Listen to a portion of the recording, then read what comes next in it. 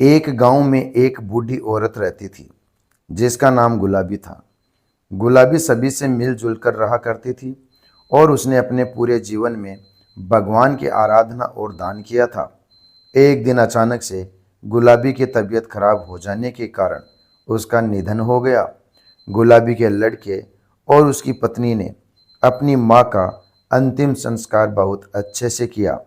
गुलाबी के निधन के बाद यमराज ने अपने यमदूतों को नीचे भेजा कि जाओ, तुम गुलाबी को ले आओ।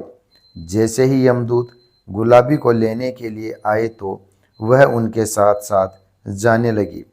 थोड़ी दूर चलने के बाद रास्ते में एक बहुत ही गहरी नदी मिली, जहां पहुंचकर यमदूतों ने गुलाबी से कहा कि क्या तुमने अपने जीवन में कभी भी गोदान किया है? तब गुलाबी सच्चे मन से गाय का ध्यान करने लगती है। तभी वहां पर अचानक से एक गाय प्रकट हो जाती है, जिसकी पूंछ पकड़कर गुलाबी उस नदी को पार कर जाती है। थोड़ी दूर चलने के बाद रास्ते में बहुत सारे काले कुत्ते आ जाते हैं, जिनको देखकर यमदूत गुलाबी से कहते हैं कि क्या तुमने अपने जीवन में कुत्तों को दान दिया था? तब गुलाबी एक बार फिर से सच्चे मन से कुत्तों को याद करने लगती है। तब वहाँ से सारे काले कुत्ते अपना रास्ता बदलकर कहीं और चले जाते हैं और फिर गुलाबी और यमदूत आगे की ओर चल देते हैं। थोड़ी दूर चलने के बाद एक कौवा गुलाबी के सिर पर अपनी चोंच से मारने लगता है, जिसको देखकर यमदूत गुलाबी से पूछते हैं कि क्या कभी तुमने अपने जीवन में किसी ब्राह्मण की लड़की के सिर पर तेल से मालिश की है या नहीं? गुलाबी यमदूतों की बात सुनकर ब्राह्मण की बेटी को सच्चे मन से याद करना शुरू कर देती है, जिसके बाद वह कौवा गुलाबी को चोंच मारना बंद कर देता है और वहाँ से चला जाता है। फिर वहाँ से गुलाबी और यमदूत आगे की ओर चल देते हैं। थोड़ी दूर चलने के बाद जब गुलाबी और यमदूत आगे की ओर बढ़ने लगते हैं तो गुलाबी के पैरों में कांटे चुभना शुरू हो जाते हैं, जिसके बाद यमदूत कहते हैं कि क्या तुमने कभी भी अपने जीवन में खड़ाऊ दान की है? जिसके बाद गुलाबी खड़ाऊ का आह्वान करना शुरू कर देती है। देखते ही देखते गुलाबी के पैरों में खड़ाऊ आ जाती है। फिर वे आगे की ओर चल देते हैं, जिसके बाद यमदूत गुलाबी को यमराज के पास ले जाते हैं और फिर यमराज गुलाबी को चित्रगुप्त के पास ले जाते हैं। चित्रगुप्त यमराज से कहते हैं, यह कौन है और आप इसे यहाँ क्यों लाए हैं? यमराज चित्रगुप्त से कहते हैं कि इसने अपने पूरे जीवन में बहुत सारा दान और बहुत सारे पुण्य किए हैं, लेकिन इसने धर्मराज की कोई भी पूजा अर्चना नहीं की है, जिसके कारण यह आगे नहीं जा सकती है।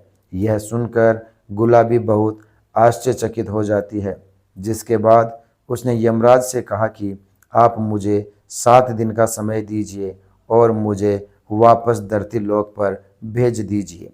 मैं इन 7 दिनों में धर्मराज की पूजा अर्चना, उनका व्रत और उद्यापन करके वापस आ जाऊंगी। जिसके बाद यमराज गुलाबी को 7 दिन का समय दे देते हैं और धरती लोक पर वापस भेज देते हैं। जब गुलाबी धरती लोक पर वापस आ जाती है तो सभी लोग गुलाबी को देखते ही डर कर चारों तरफ भागने लगते हैं और कहने लगते हैं कि भूतनी आ गई, भागो यहाँ से। यहाँ तक कि जब गुलाबी अपने बेटे और बहू के पास जाती है तो वह भी उनसे डर कर गेट को बंद कर लेते हैं। जिसके बाद गुलाबी अपने बेटे और बहू सभी लोगों को बताती है कि मुझे यमराज ने 7 दिन का समय दिया है, क्योंकि मैंने धर्मराज की पूजा अर्चना, उनका व्रत और उद्यापन नहीं किया है, जिसको ना करने की वजह से मैं स्वर्ग लोक में नहीं जा सकती हूँ। अब मैं यहाँ धरती लोक में धर्मराज की पूजा अर्चना, उनका उद्यापन करने आई हूँ। यह सुनकर गुलाबी के लड़के और उसकी पत्नी अपनी माँ को पूजा करने के लिए सभी वस्तुएं ला कर दे देते हैं। जिसके बाद गुलाबी धर्मराज की पूजा करना शुरू कर देती है और उनका उद्यापन करने के बाद जब वह सभी को कहानी सुनाना शुरू करती है तो सभी लोग वहाँ से उठकर भाग जाते हैं। जिसके बाद गुलाबी अपनी पड़ोस में एक महिला से कहानी सुनने का आग्रह करती है और वह महिला कहानी सुनने को तैयार हो जाती है, जिसके बाद गुलाबी उसको पूरी कहानी सुना देती है। और पूजा अर्चना करने के 7 दिन बाद धर्मराज गुलाबी से प्रसन्न होकर उसको स्वर्ग में लाने के लिए अपना वाहन धरती लोक पर भेज देते हैं। उस वाहन को देखकर सभी लोग बहुत ही आश्चर्यचकित हो जाते हैं।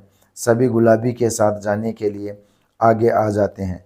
तभी गुलाबी सभी लोगों से कहती है कि तुम लोगों ने धर्मराज की कहानी नहीं सुनी है, जिसके कारण तुम लोग मेरे साथ नहीं जा सकते हो। मेरे साथ सिर्फ यह मेरे पड़ोस की साथी ही जा सकती है, क्योंकि इसने पूरी कहानी बैठकर सुनी थी।